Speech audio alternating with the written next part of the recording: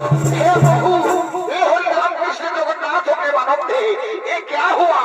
ये गुलाम के पानी आ गया, ये सब क्या देखना पड़ रहा है? बेटा ढूंढी चोर, प्रत्येक दिन ऐसे मधु खाई जास, आज धरा पड़ेছিস, आज তোকে রাজার কাছে আলাসি খাতেই হচ্ছে।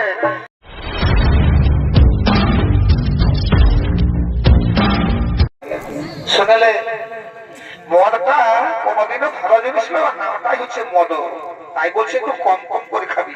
কি বললিস? তুই আমাকে জ্ঞান দিচ্ছিস? এই কলিযুগে বলছিস যে কলিযুগে মদ হলো মধু, আর তুই সেখানে বদনাম করছিস। মদের যদি বদনাম করবি মারে তোর আমি আলুর দম বাড়ি করে দিব। যতদিন থাকবে শিব আর দুর্গা, ততদিন আমি চালাই যাবো মদ আর মরুয়া। শুনেলে সুখে বিড়ালে গাছে চাপে নাই, যখন পেছন দিকে তাড়নি পায় তখনই চাপে। কারণটা বুঝতে পারলি?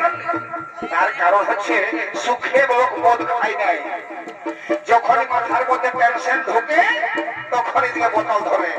মনে কর তোর ভালোবাসার সঙ্গে তোর ব্রেকআপ হয়ে গেল, তখন তুই কোনো উপায় না পাইয়ে মদের বোতল ধরলিস। মনে করো তুই হাসপাতালে জন্মেলিস, তোর ভাইয়ে সে ভিটার ঠিক রাখার জন্য তোকে বোতল ধরা দিল। এখন জন্ম থেকে মৃত্যু পর্যন্ত শুধু বোতল আর বোতল, বোতল আর বোতল। তবে এই বোতলের পেছনে কত লোকের জীবন গেছে জানিস? শুনলে কত কত সুখের সংসার নষ্ট হয়ে গেছে এই বোতলের জন্য। এই যেমন আমার ব্যাপারটাই দেখ, আমার একদিন সব ছিল রে, আমার সুখের সংসার ছিল, আমার মা ছিল, বাবা ছিল, বউ ছিল, সবাই ছিল। এখন আমি আর কেউ নেই, আমি এখন ডাল ছাড়া বাঁদর। শোনেন, আমার দুঃখে গাছপালা কাটবে, গাছপালা।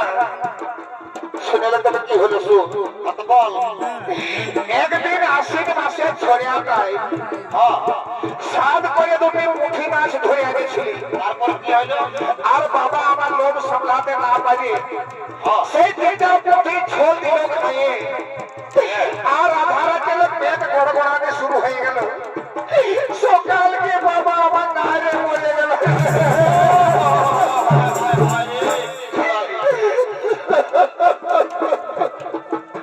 সকালে পাড়া পড়ছে, সবাই এসে বলছে বাবা হঠাৎ করে কি হলো, কাঁদছে। দেখছি আমার বাবা মারা গেছে। পাড়া পড়শির কাকা দেখার সময় আসে বলছে বাবু কাঁদিস না রে, যখন দুর্ঘটনা ঘটে গেছে করার তো কিছু নাই। তোর বাবা বললে কি হবে? আমরা তো তোর বাবাই ছিল। ওদের কথা শুনে আমি চুপ করি। এবার চলে আলো সেই আশ্বিন মাসে চিতা পূজার পান্না দেখতে। সেদিন নাকি উপাস ভাইকে আর ডিগলা খাতে হয়। তো আমার ভাই গোটা পাড়াটা খুঁজে খুঁজে কারো ঘরে পাকা ডিগলা পাইল না রে।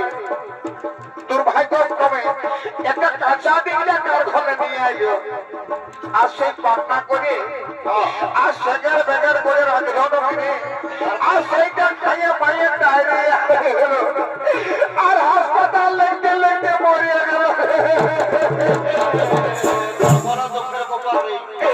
তখন পাড়া পড়শির কাছে যেটি সবাই এসে সান্ত্বনা দিয়ে বলছে বাপ কাঁদিস কেন রে, কি করবি? দুর্ভাগ্যক্রমে হতেই পারে, তোর মায়ের মাইলে বেশি হবে।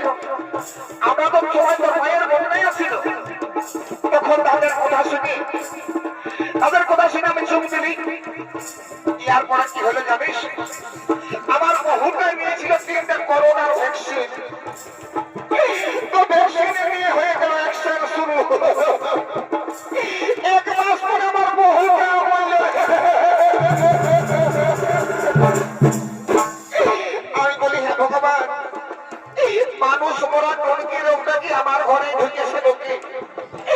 1 দিন 2 দিন 3 দিন 5 দিন 10 দিন কাঁদলি, তখন আর কেউ চুপ করাতে আসে নাই। তখন এসে বলছে পাড়া পড়ছি কোনো মাগি এসে বলছে না এ বাবু কাঁদিস না রে, আমি তোর বহু হবো রে।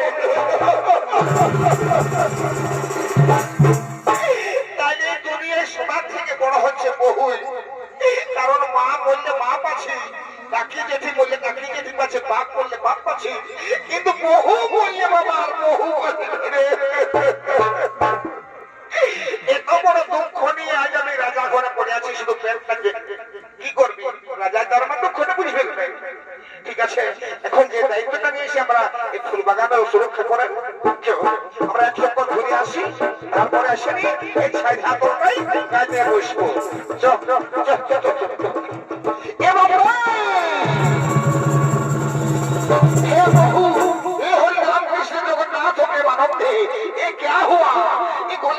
पानी आ गया, ये सब क्या देखना पड़ रहा है?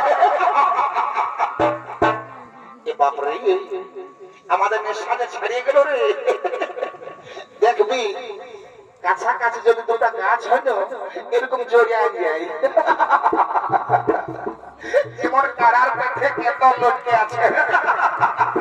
হে ভগবান, এটাকে কি বলে জানিস? এটাকে বলে টুরুলা।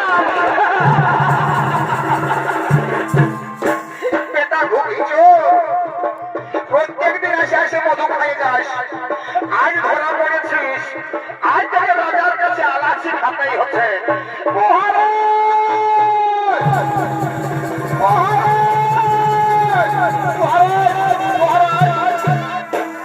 অপরাধ নেবেন না মহারাজ, ছোট পক্ষে বড় কথা।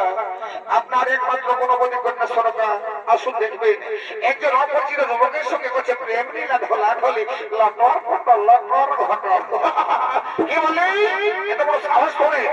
হ্যাঁ মহারাজ, যা সত্যি তাই বলেছি। যদি বিশ্বাস না হয় আসুন, আপনি নিজের চোখে দেখবেন। আসুন। কোথায় কোথায় আমার কন্যা সরকার? না, সে একাজ করতে পারে না। কোথায়? ওরে কলঙ্কিনী, শেষ পর্যন্ত তুই এই করলি? কত আদরের সৌভাগ্যে তোকে মানুষ করেছি, আজ আমি রাজ্যের রাজা শঙ্করপতি রাজন, তুই আমার মান সম্মানের কথা ভুলে গিয়ে আমার মুখে চোর গালে মাখিয়ে তুই একজন অপরকে ভালোবাসলি।